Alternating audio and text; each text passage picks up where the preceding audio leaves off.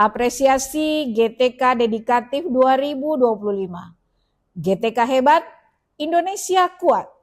Salam hormat dari saya, Rosianti, SPD MPD, Guru SMA Negeri 1 Pinrang. Kisah dedikasi perjalanan karir selama 30 tahun kali ini, saya beri judul Bukber Kari, Belajar untuk Berbagi, Dedikasi untuk Negeri.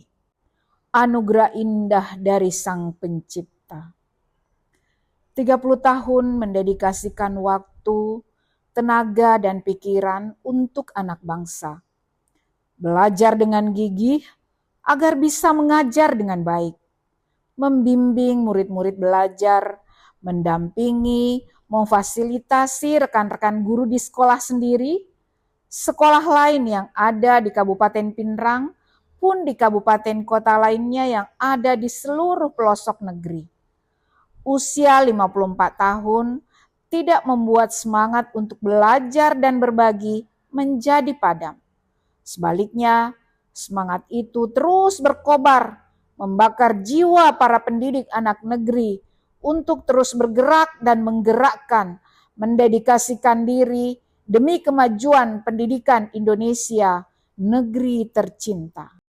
Bismillahirrahmanirrahim. Assalamualaikum warahmatullahi wabarakatuh. Salam hormat dari saya, Rosianti, Guru Mata Pelajaran Bahasa Indonesia di SMA Negeri 1 Pinrang. Ada asumsi yang berkembang di kalangan pendidik bahwa guru yang telah berusia 50 tahun ke atas itu terlalu susah untuk meninggalkan zona nyamannya. Susah untuk diajak untuk berubah, selalu mempertahankan konsep dan strategi mengajar yang telah diyakininya benar sejak dulu.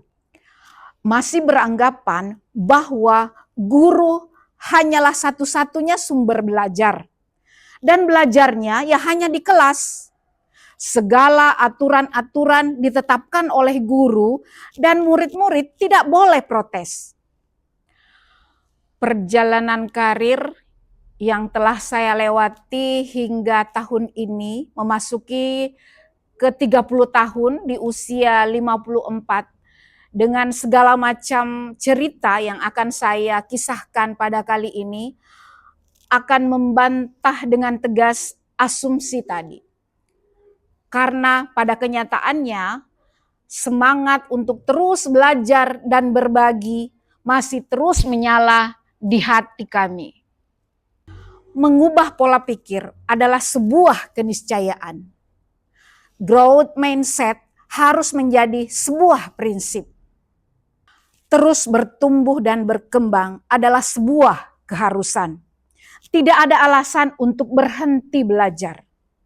Dunia terus berkembang dengan segala perubahannya. Sehingga kita pun harus berubah. Siapa yang tidak bergerak dan tidak berubah akan terlindas oleh zaman. Dedikasi diri untuk SMA Negeri 1 Pinrang dan pendampingan yang saya lakukan di sekolah lain, baik di Kabupaten Pinrang maupun di luar Kabupaten Pinrang.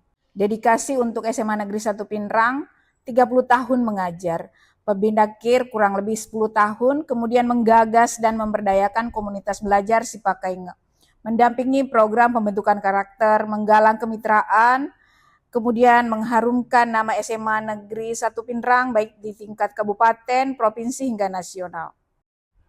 Komunitas belajar Sipakai Nge menjadi wadah untuk belajar dan berbagi.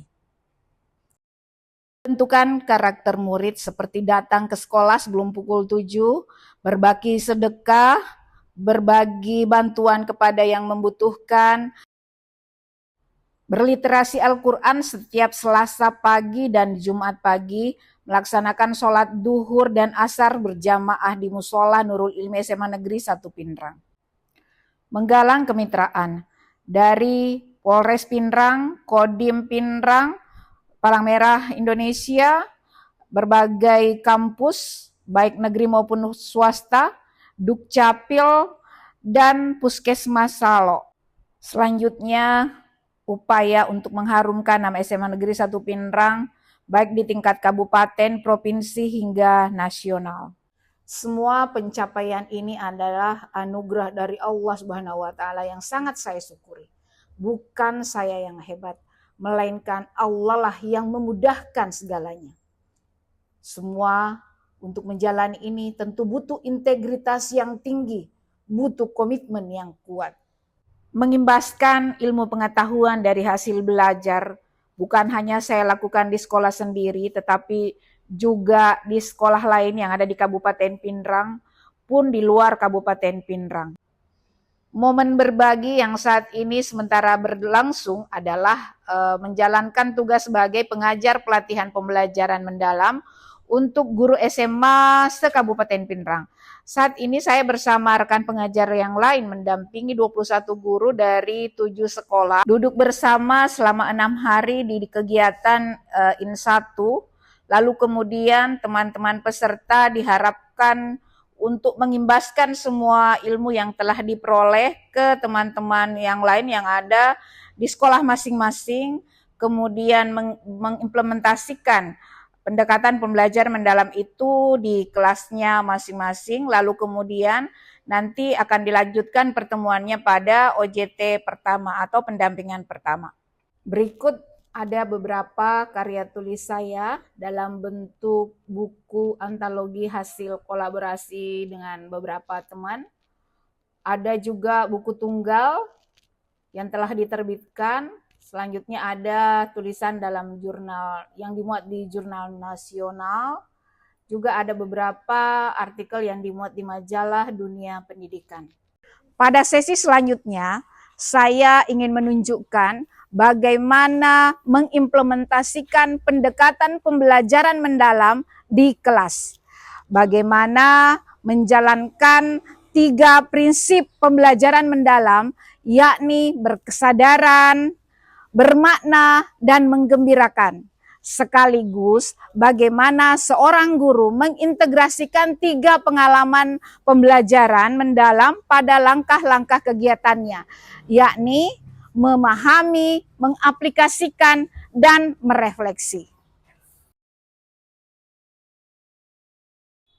Berikut adalah salah satu contoh mengimplementasikan pendekatan pembelajaran pada mata pelajaran Bahasa Indonesia untuk materi mengkritisi informasi yang disajikan melalui infografik kelas 12 SMA. Momen berkesadaran dan bermakna pada pengalaman memahami.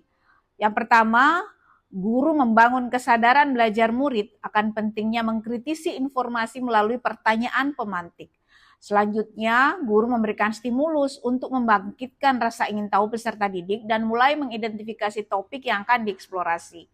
Mengaitkan materi dengan kehidupan nyata agar murid-murid semakin memahami pentingnya memiliki sikap kritis dalam membaca atau menerima informasi. Tahap mengaplikasi akan terlihat ketika setiap kelompok menerapkan langkah-langkah mengkritisi informasi dengan melakukan analisis pada hasil pekerjaan kelompok.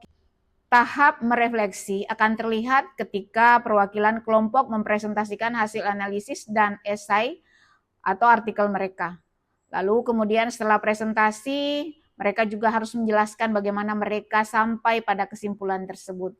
Kelompok lain bisa memberikan tanggapan dan pertanyaan. Lalu guru memfasilitasi diskusi, mengklarifikasi konsep fakta, opini, kredibilitas, sumber, dan bias informasi. Lalu guru memberikan penguatan materi dengan menampilkan beberapa contoh kasus nyata dan memberikan tips praktis untuk mengidentifikasi hoaks.